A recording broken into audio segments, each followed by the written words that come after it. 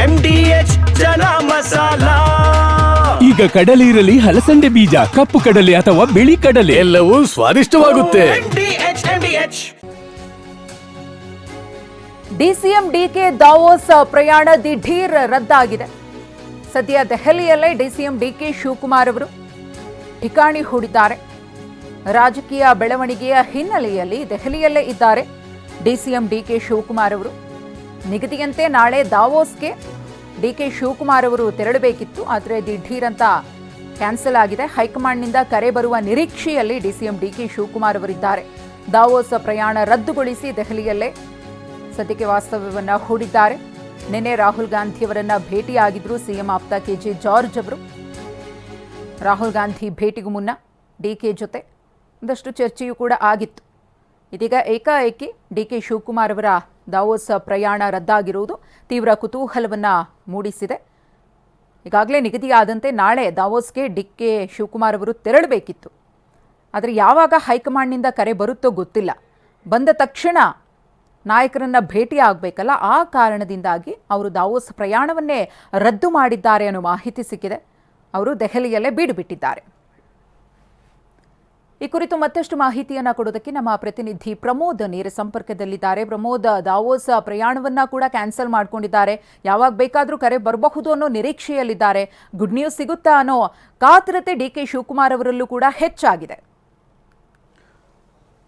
ಮೊದಲನೇದಾಗಿ ಈಗಾಗಲೇ ಸಾಕಷ್ಟು ಬೆಳವಣಿಗೆಗಳು ರಾಜಕೀಯದಲ್ಲಿ ಇನ್ಫ್ಯಾಕ್ಟ್ ದೆಹಲಿಯಲ್ಲೂ ಕೂಡ ತುಂಬ ಜೋರಾಗಿ ನಡೀತಾ ಇದೆ ಅನ್ನುವಂಥ ಮಾಹಿತಿ ಕೂಡ ಲಭ್ಯವಾಗ್ತಾ ಇದೆ. ಅಫ್ಕೋರ್ಸ್ ಯಾವ ಮಟ್ಟಿನ ಬೆಳವಣಿಗೆ ಮಾಧ್ಯಮಗಳಿಗೆ ಕಾಣಿಸ್ತಾ ಇತ್ತು ಅಥವಾ ಹೊರಜಗತ್ತಿಗೆ ಕಾಣಿಸ್ತಾ ಇತ್ತು, ಆ ರೀತಿಯಂಥ ಹೊರಗೆ ಕಾಣುವಂಥ ಬೆಳವಣಿಗೆಗಳು ಆಗದೇ ಇದ್ದರೂ ಕೂಡ ಒಳಭಾಗದಲ್ಲೇ ಸಾಕಷ್ಟು ತೆರೆ ಹಿಂದೆ ಸಾಕಷ್ಟು ಮಾತುಕತೆಗಳು ನಡೀತಾ ಇದೆ, ಸಾಕಷ್ಟು ಚರ್ಚೆಗಳು ನಡೀತಾ ಇದೆ. ಎಲ್ಲ ಬೆಳವಣಿಗೆಗಳಾಗ್ತಾ ಇರುವಂಥ ಹಿನ್ನೆಲೆಯಲ್ಲಿ ಈಗ ಡಾವೋಸ್ಗೆ ತೆರಳಬೇಕಾಗಿತ್ತು. ಅಲ್ಲಿರುವಂಥ ಆರ್ಥಿಕ ಶೃಂಗಸಭೆಯಲ್ಲಿ ಕರ್ನಾಟಕದ ಸರ್ಕಾರದ ಪರವಾಗಿ ಸಿಎಂ ಡಿಕೆ ಶಿವಕುಮಾರ್ ಭಾಗವಹಿಸಬೇಕಾಗಿತ್ತು. ಆದರೆ ಆ ಒಂದು ಸಭೆಯಲ್ಲಿ ಭಾಗವಹಿಸ್ತಾ ಇಲ್ಲ, ಬದಲಾಗಿ ಅವರ ಕಾರ್ಯಕ್ರಮವನ್ನೇ ಸಂಪೂರ್ಣ ರದ್ದುಗೊಳಿಸಿ ದೆಹಲಿಯಲ್ಲೇ ಇದ್ದಾರೆ.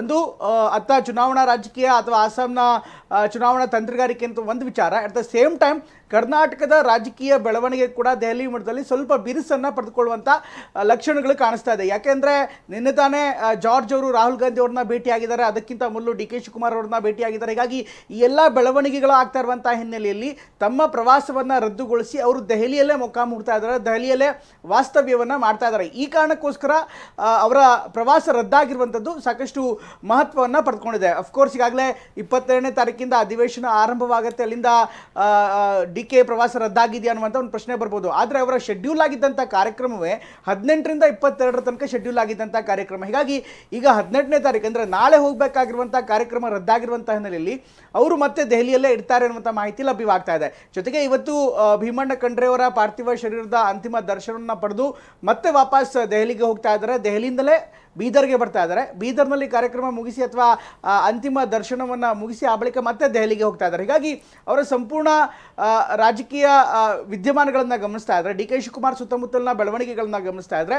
ಒಂದಿಷ್ಟು ಚಟುವಟಿಕೆಗಳು ತುಂಬ ಬಿರುಸಿನಿಂದ ಕಂಡು ಬರ್ತಾ ಇದೆ. ಈ ಕಾರಣಕ್ಕೋಸ್ಕರ ಅಂದರೆ ದೆಹಲಿಯಲ್ಲಿ ತೆರೆ ಹಿಂದೆ ಚಟುವಟಿಕೆಗಳು ಜಾಸ್ತಿ ಆಗಿರುವಂಥ ಹಿನ್ನೆಲೆಯಲ್ಲಿ ಅವರ ಡಾವೋಸ್ ಪ್ರವಾಸ ಈಗ ರದ್ದಾಗಿದೆ. ಮಧುಶ್ರೀ, ಧನ್ಯವಾದ ಪ್ರಮೋದ್ ತಮ್ಮೆಲ್ಲ ಮಾಹಿತಿಗಾಗಿ. ವಾಹ್, ಯಾಕೆ ಈಗ ಬಂತ ಸ್ವಾದ? ಖಂಡಿತ ಈಗ ಬಂತು ಅಸಲಿ ಸ್ವಾದ. MDH chunky chaat masala life ಅಲ್ಲಿ ಅಸಲಿ ಸ್ವಾದ ತರುತ್ತೆ. ಅಸಲಿ ಮಸಾಲ, ಎಸ್ ಎಸ್ MDH.